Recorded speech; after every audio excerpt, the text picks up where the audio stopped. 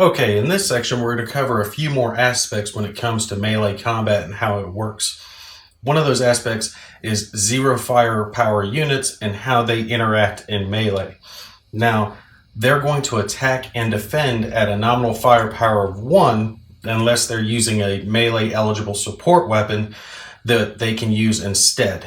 Now, each zero firepower unit that is attacking will cause a subtraction of 1 from their die roll on the melee table, or if they're in defense, they're going to cause an addition of 1. So, as an example of this, we have a couple of German squads here, zero firepower, and they're engaging in melee against this American squad here, okay?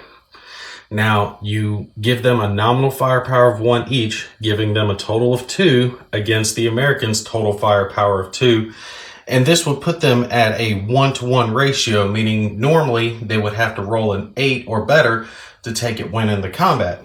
However, since they are a zero firepower unit instead, they're going to have to subtract 1 for each one of the units from their roll.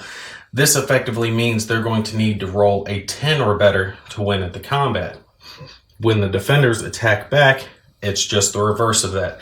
Again, it's going to be a 1-to-1 ratio. They're going to need an 8 or better normally, but they get to add 2 to their roll, meaning that they could take and roll a 6 or better to take and win the combat. Now, some modules or scenarios will have a specific rule called ambush that some units or nationalities will get. This allows an attacker, if they can attack a defender without the defender having line of sight to them, to take and triple their firepower and make the combat non-simultaneous. A good example of this, let's say that this German squad has the ambush ability and they engage in melee against this American squad. They jump the wall here and they get them without the American unit having line of sight to them. For this first round of combat, the German squad would have their firepower tripled to a 6, giving them a 3-to-1 ratio on the melee table. And if they succeeded in taking out the American unit would not get their attack back against the German squad.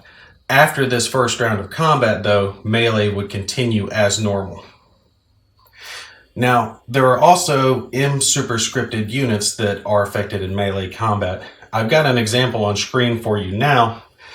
This is very simple. All it means when you see that M superscript over their inherent firepower is that whether attacking or defending in melee combat, they're going to add 1 to their inherent firepower.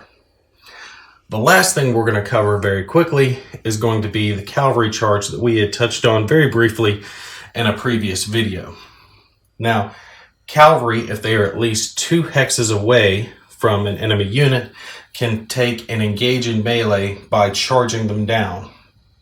When they do this, they are going to double their firepower for the first round, and also the defenders must pass a morale check to take and counterattack in the combat. If they fail, then they don't get to attack back and they only get to defend for that combat.